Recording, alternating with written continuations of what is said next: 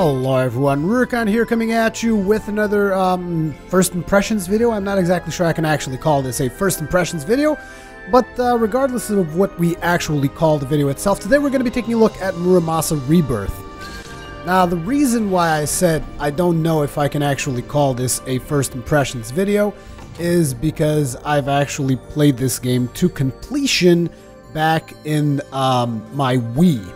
Which has been, obviously, as you guys are going to be able to tell, quite some time ago, considering that it was on the Wii. So yeah, this game was originally released on the Wii, and it then was made a remake. I'm not exactly sure which year the remake was made for the PlayStation Vita, but I've always been somewhat excited to tackle this title on the Vita, because, like I said, I did enjoy the game quite a bit on the Wii.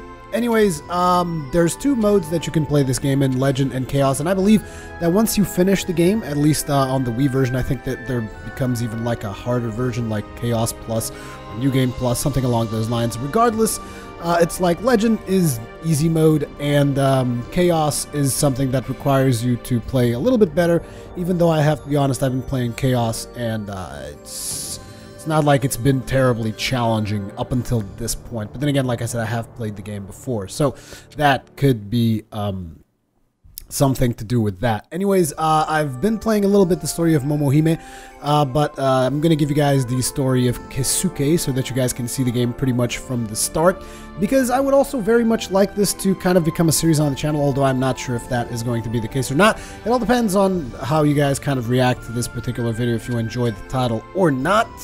And we will see, but I will tell you guys that if you guys remember last year, a game that I really enjoyed was Dragon's Crown, and you guys might be wondering why did I enjoy Dragon's Crown so much, and maybe the reason why I enjoyed Dragon's Crown so much is because I enjoy the reason why I enjoyed Muramasa so much is because I enjoyed Dragon's Crown. It's actually the other way around. So I was really into Dragon's Crown because I had seen Muramasa previously, and it's got some of the same people involved in the project, which is kind of why I was like, I need to get into this Dragon's Crown thing, and it is also why I love the crap out of Muramasa. I just kind of really like these games.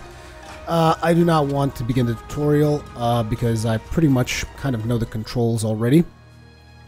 So whilst I would like to explain to you guys how these controls work, the thing about it is you can only actually you can only actually get yourself into a situation where you can use your sword when you actually go through a fighting sequence. So until you fight, you are actually with your sword sheath. But basically the way this works is square is your main button for pretty much all of the attacks that you will do, and then you will do a combination of movements with your left stick that will enable you to do different movements with the sword, basically, as well as having different swords will also provide you with different move sets and different special attacks and that kind of stuff. You will be able to switch blades during combat. If you switch blades while you're in combat and they are shining kind of like they are right now, kind of like pulsing between white and their normal colors, what is going to happen is you're going to perform a special attack when you switch blades. But let's just get into some action and show you guys how it actually works. So when you're not fighting, you're basically navigating the map, as you can see here. Something that I would like to call your attention to is the beautiful art style. I love this art style. Shouldn't really come as a surprise to anyone, considering how much I enjoyed Dragon's Crown. Again, I was collecting those green things. Those are souls or spirits. I can't really remember which one it is, but this is part of a resource that you will need in order to forge new demon blades. So the swords that you forge are called demon blades, and these are basically your main path of progress. We will eventually get to a point where the game itself will show us the mechanic of you know, forging new demon blades, and I will wait until then to actually talk to you guys about it. But you guys might be wondering what the story is like. Nothing has been mentioned up until this point as to why your character is like this, what's he doing, what's his motivation, anything along those lines, and that's precisely how you start the game. You don't know what's going on, you're just like collecting these things because, and these ninjas attack you, so therefore you're going to get into trouble. So it seems that the sword that I'm using is actually a really slow sword, so let's switch that around. That is the special attack I told you guys about, that you are going to perform every time that you switch blades while they are shining. Also notice that these swords have a durability that you can see at the top of the screen there. And that durability is important because you will have to switch swords mid-fight, particularly in long fights. Because whenever you do blocking, and by blocking all you really have to do is press square. If you keep square pressed, that is going to block. Whenever you block or whenever you use your special attacks, the sword's durability is going to drain, and that is going to force you to cycle through the 3 different swords. You can only have 3 swords equipped at any given time, but you can have a lot more swords at your disposal, and you can then decide to switch the 3 swords that you have equipped as you play through the title. Now, if you notice, there's like a mini-map on the top of the screen. That mini-map will show when there's treasure on a particular map, which happens to be the case in this one, even though due to YouTube's poor resolution and compression, most likely you will not be able to identify what the hell is happening in this map. But that little red thing that you guys see in the map there, that means that there's treasure in here. And in this particular map, it's this thing, it's shining. Basically click there and we got a healing pellet. Now, healing pellet is an item that you can use to heal yourself, obviously.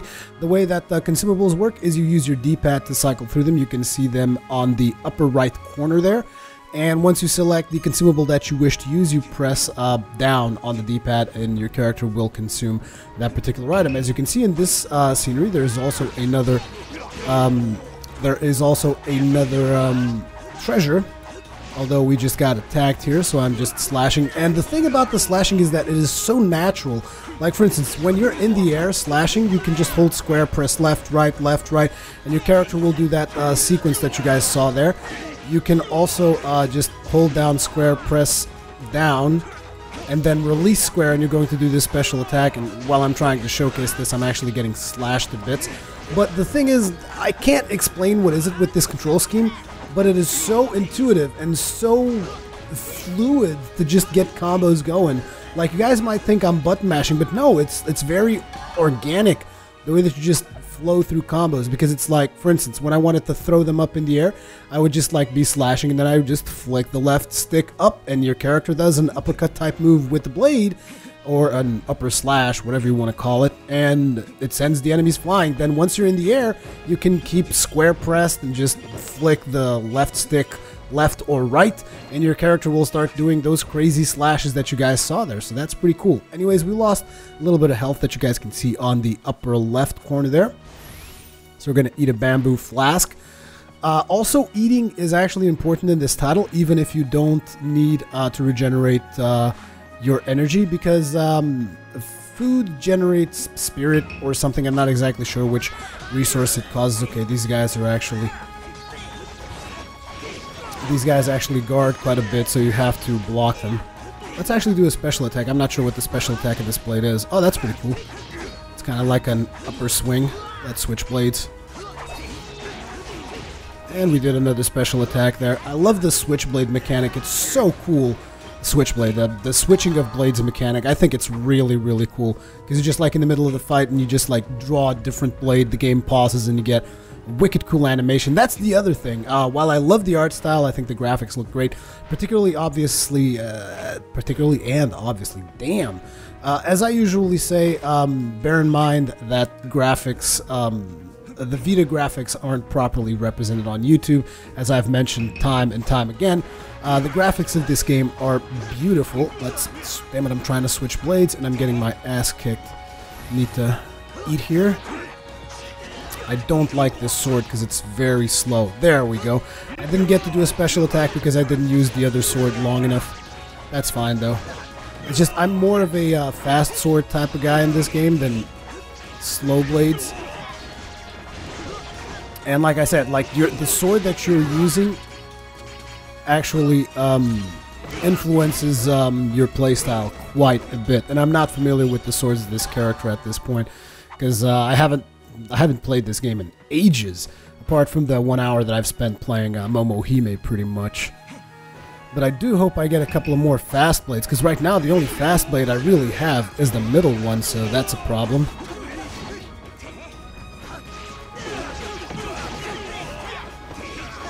Wow, this blade does kind of keep you going in the air, though.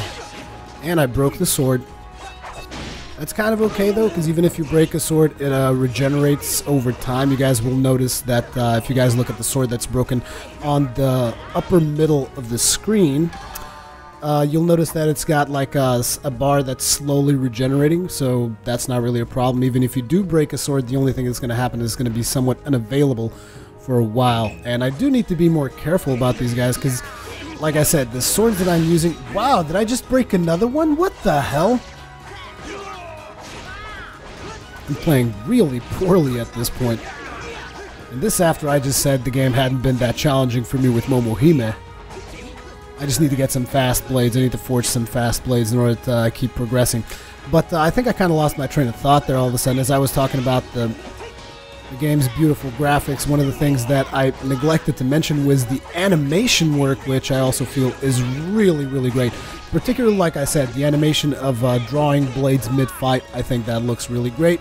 I think that the pacing of the animation is very important, because whenever they pause an animation to kind of give emphasis to the next action that you're going to be taking, I think it's very well done, and I like the mechanics. I really do like the mechanics of this title. Also, you guys might be wondering, so why does it keep popping up with these score screens and stuff like that? Well, those score screens are kind of like to measure your performance in battle, which is something that is pretty much typical in Japanese titles. Wow, I didn't notice that all these souls were there. Cool beans.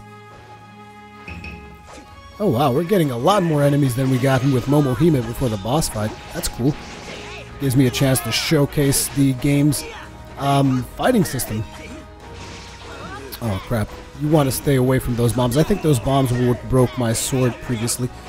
Let's actually draw another blade here. Dodge out of there. Hello, dude. Oh.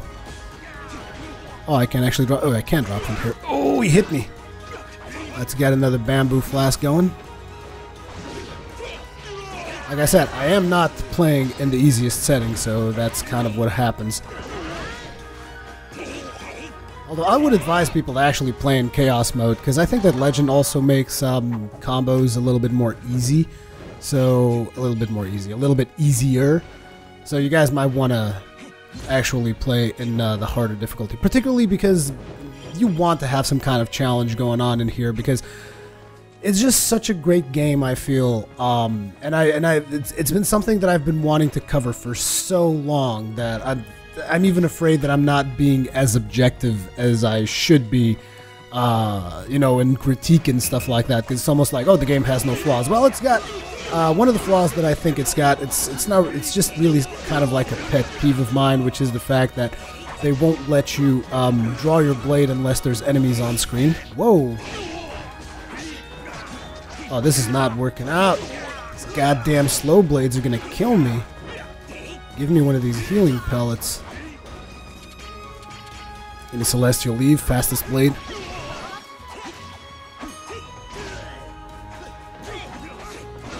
I hope that the first blade we get with Kisuke is actually a fast blade. And we've also leveled up. I don't think you can actually put any stat points when you level up. I don't remember, like I said, it's been a while. We're supposed to basically get to a boss fight pretty soon here. And here's the thing, like, on this title you actually get two different storylines. So this is the storyline of the male character. If you want to play Momohime, you guys might think, so it's basically the same game with different characters. And what I remember is, even though I've never completed the story of Momohime, I only completed the story of the male character on my Wii, but I remember that at least the start of the female character is very different, and the story itself is also very different, even if, well, maybe not very different, but it is somewhat different. There's different twists, kind of, in the story itself. But, how should I put this? The starter zone is completely different, as well as some of the swords that you have available to you, which I will be able to show you guys in a couple of seconds. So let's actually save this. Now the cool thing is you can advance in both the storylines in the same save file, because you're basically unlocking stuff with Momohime and unlocking stuff with Kisuke, which is what I'm doing right now. So let's see, we have healing pellets, we have one bamboo flask, we don't have that many consumables really. I'm gonna have to switch to a different blade because I don't want to put out my best blade right at the start of the fight because I might break it. You sense the presence of a powerful enemy. Are you sure you want to proceed? Yes. This is actually a pretty small game for the Vita. It's like 500 megabytes or something.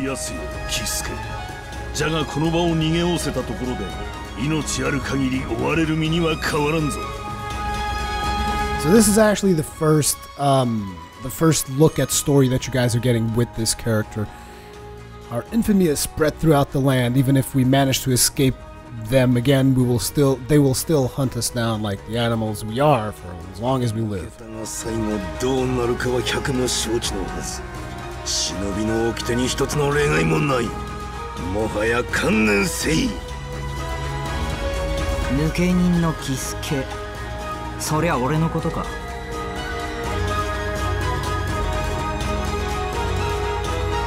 Apparently our character doesn't know who he is.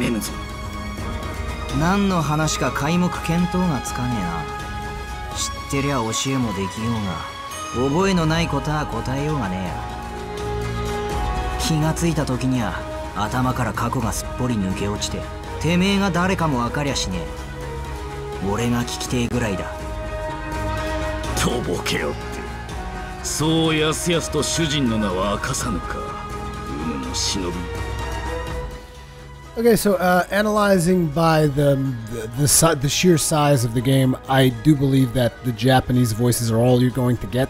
There's no options screen at the start of the game, and I currently don't have access to the pause screen because I'm supposed to go into a boss fight. But I do believe that you only get the Japanese voices in this title.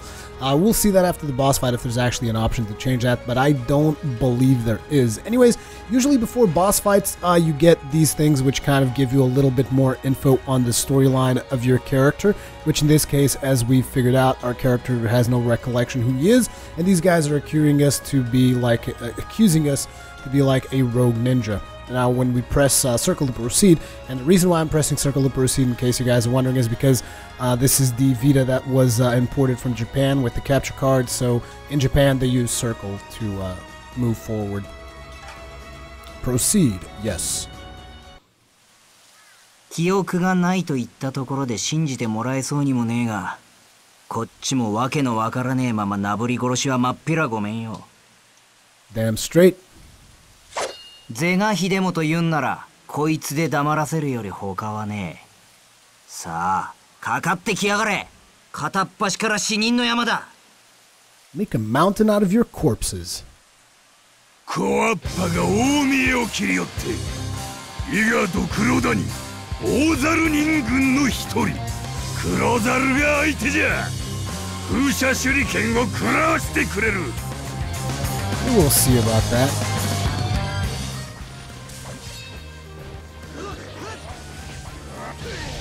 Whoa, that was a nasty hit. Not to mention it almost broke our blade.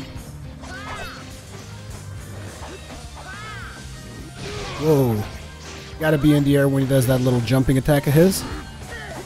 I have to say, this is a lot harder than the Momohime boss, at least up until this point. Whoa. Did he actually get hits on me? I think he did. Bastard. I'm trying to get basically this blade to build up enough of whatever it needs to build up for me to get another special unlock. Okay, this one is the special attack that I need to do this. Oh, that's a decent enough hit. Whoa. Let's get another healing pellet, get ourselves to max health. Now, if you guys notice, the boss has 2 health bars. It's got 1 health bar below him, and it's got another health bar on top. So every time that you destroy the health bar below him completely, the bar on top is going to go down a little bit. Whoa! He broke my best blade, bastard. I was not paying close enough attention. Thing is, this sword is now so slow. And he's almost about to break it too, so we need to switch to this one.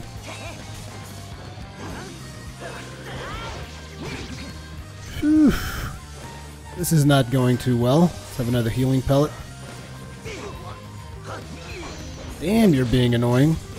Let's try to get the charged attack going.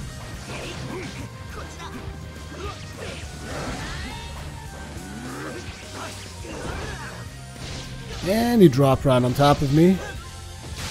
And he broke another sword. This is great.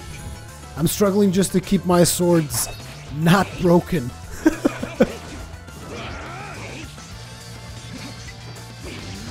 Yep, definitely. The Momohime boss is tons easier.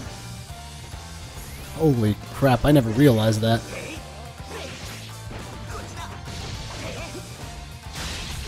Jesus!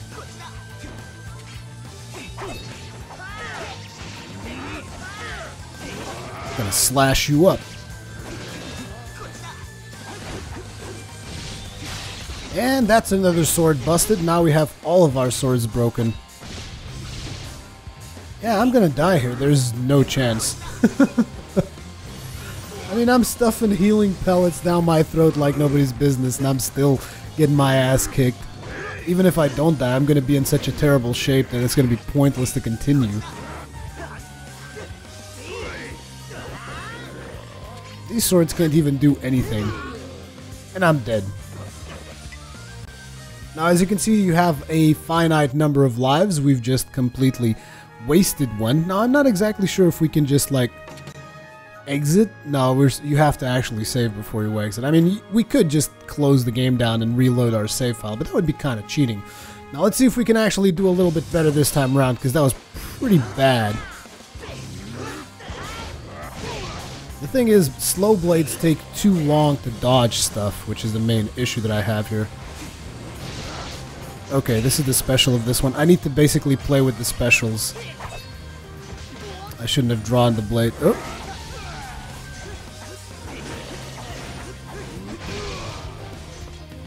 Okay, I'm about to run out of durability there. And again, I did the wrong one. There we go. Ha! And it seems that I'm invincible. There's invincibility frames while you're going off with that special, so that's what I gotta do. I gotta just charge up those specials and use this one in between. Damn it! I need to not get hit by those attacks. That's what I need to do.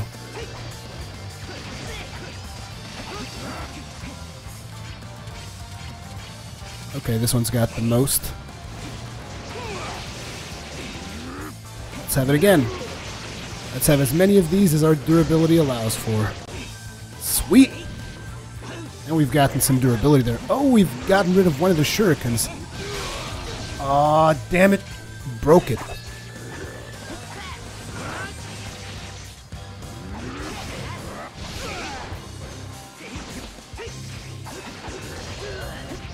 I thought we had gotten rid of one of the shurikens. Doesn't look like it, though. We're out of bamboo flasks, so we're back to resorting to pellets.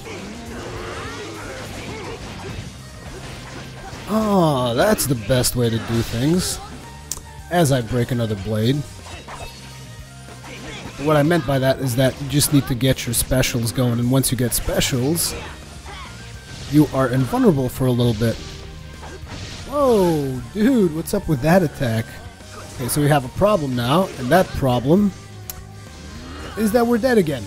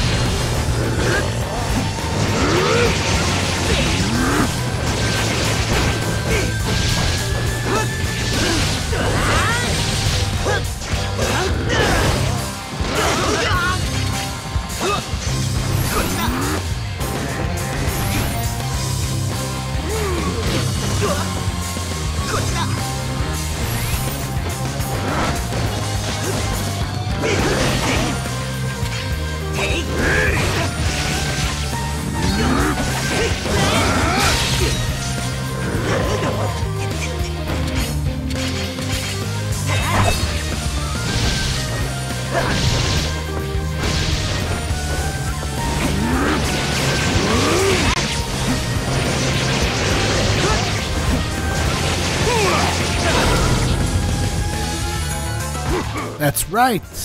Holy crap. That was still challenging as all hell. Now, I thought we had a limited number of lives. Turns out that's not the case. It seems that's actually like our experience and level. And we've gotten a new blade. Using this demon blade, you can now destroy red barriers. So, this game also has a couple of Metroidvania type deals to it, which I guess it's the most accurate way to describe it, which means sometimes you need a certain sword in order to break a certain barrier, as well as sometimes you need a certain sword in order to break barriers around certain items. So that's one of the game's mechanics. もしお侍様、事の始終を拝見させていただきました。その腕を見込んでたってのお願いがございます。私めはゆずる葉と申す伏見の狐にございます。畜生の身でこうしてまかり出ましたのは深いわけがあってのこと。古くは稲荷明神が小梶宗近殿の相槌を務めましたように、我ら眷属ゆかりある刀工に力を貸しておりまする。されど我らの力のみでは青眼長寿相ならず、あなた様にすがる思いでこうしてお頼みする次第にございます。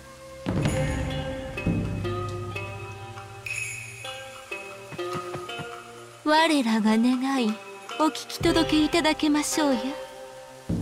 わざわざ綺麗どころに化けてのお膳立てだ。話ぐらいは聞いてやるぜ。俺に何をさせよってんだ。ただ刀を使うてやってくださいまし。そうしてその刀が取った魂をご所望いたしたく存じます。刃に燃え立つ魂魄の真意の炎だけが火事と鋼とを湧き立たせ、荒みの刃に命を吹き込むのです。特別の炎でなければ世に妖刀と言わしめる刀は打てぬのでございます。多勢に無勢と思いきや、まああなたの腕には見とれました。伊賀忍者の次は伏見の化け狐か。次から次へと世話しねえ。もう何が出たって驚かねえよ。狐に鍛冶屋とかけてコンコンなんて落語のうちでもねえだろ。その狐頼りの鍛冶屋とやらは何者だ。清州の刀匠千治村正殿にございます。徳川家に不吉と言われ、一度抜けば血を見るまで鞘に収まらねえっていうあの村正か。室町の頃を生きられた村正殿にございますが、魂魄は現世に残り、今も刀を打っておいでなのです。おや、あなた様の持つ太刀は村正ではありませぬか。さすれば知っておいででしょう。村正は並ならぬ霊刀ゆえ、たとえ折れようとも鞘に収めれば妖気を食らって元通りとなることを。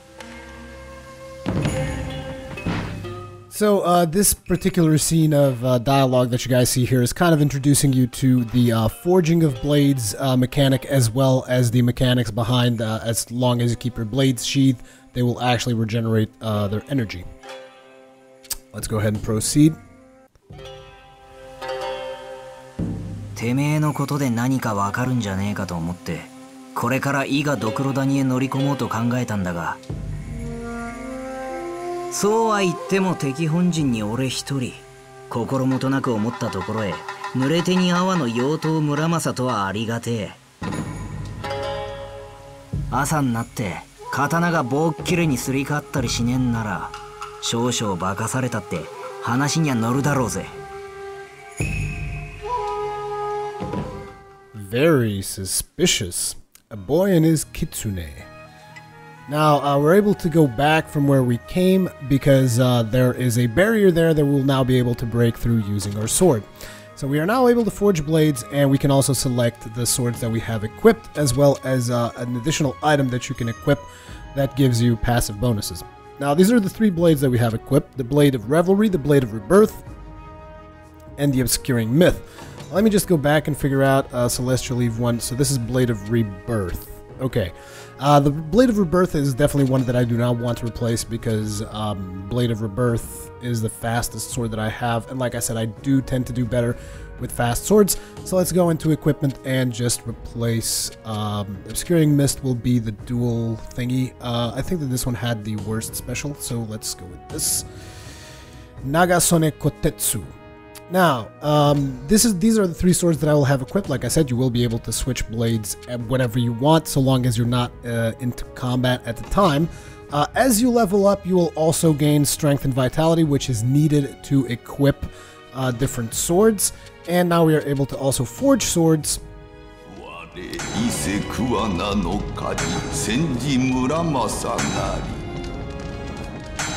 刀は切れ味こそ真髄と生涯それのみをただただ求め技のさえついには視界に切れぬものなきほどに及ぶ刀のできたるや毛量奇人ばかりか天人知義に至るまで刃を恐れてあだなすことを得ずその威力申すに及ばぬされど魔剣に光るる猛襲にてなお有名の狭間に漂い果てなく鋼を打ち続けるは朝からざりし強引かな。 So that is Muramasa, the guy who crafts your swords. So right now we have these 3 swords. We have actually we have another one. We have this one as well, the Nagasone Kotetsu. We also have the Obscuring Mist, the Blade of Rebirth, and the Blade of Revelry. Now you guys might be wondering, so you can craft a couple of swords. Big deal. A couple of swords, huh? Just a couple of swords. Just a couple of them. You know, just you know, just a couple of them. Just 1 or 2. 3 or 4, maybe 100 or something. But yeah, you do have access to like ridiculous amounts of swords. Not to mention that at some point you will actually have, it seems to me at least, that you will actually have to play both characters if you want to unlock all of the swords in the game. Because like for instance, in order to get,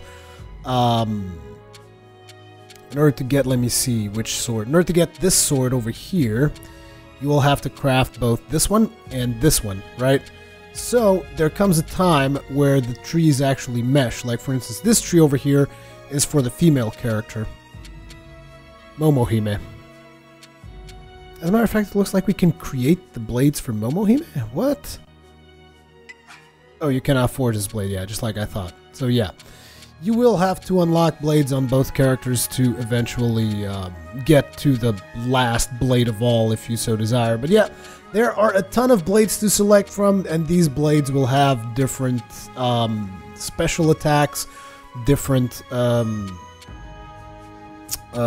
special attacks, different movesets, faster movesets, slower movesets, and so forth. So this is a long sword, so that should actually be pretty slow. This is a sword. This is also a sword. I think I'm going to craft me just this sword over here.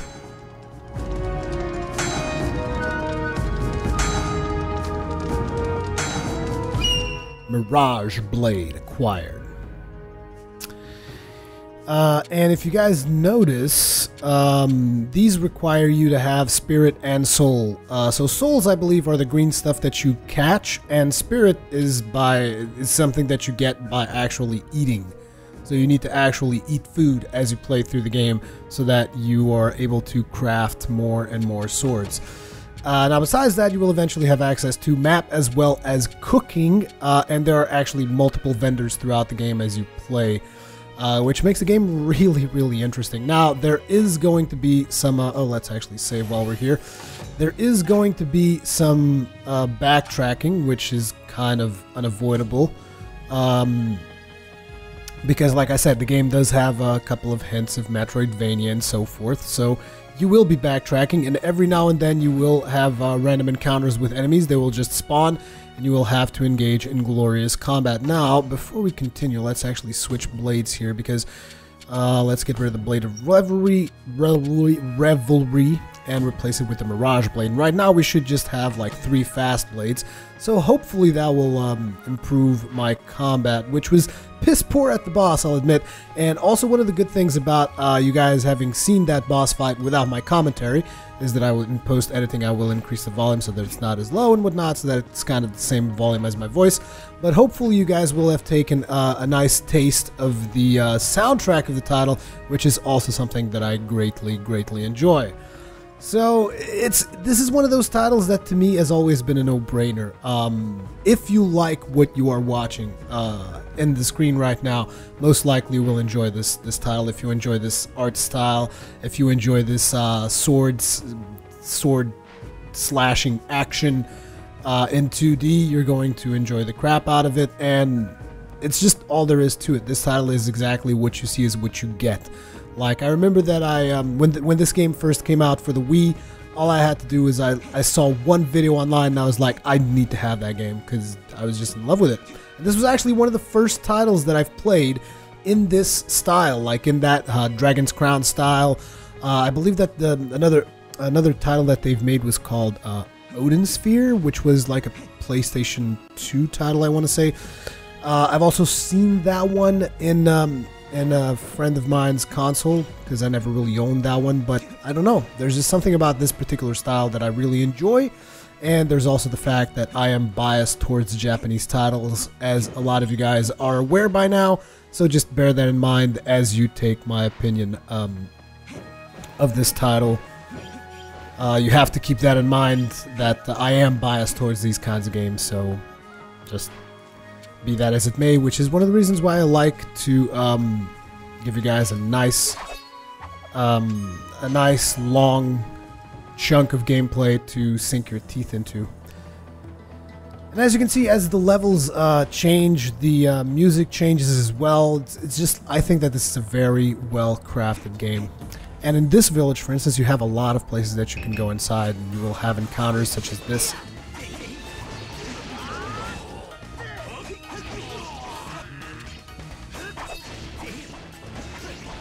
Oh man, I love fast blades. Now we're talking. No, you're not even going to drop down. I'm just going to keep freaking juggling you in the middle of the air. Now, some of these places will actually have like secret doors and stuff like that, which is really cool, just exploring a location like this. Hey dude, how you doing?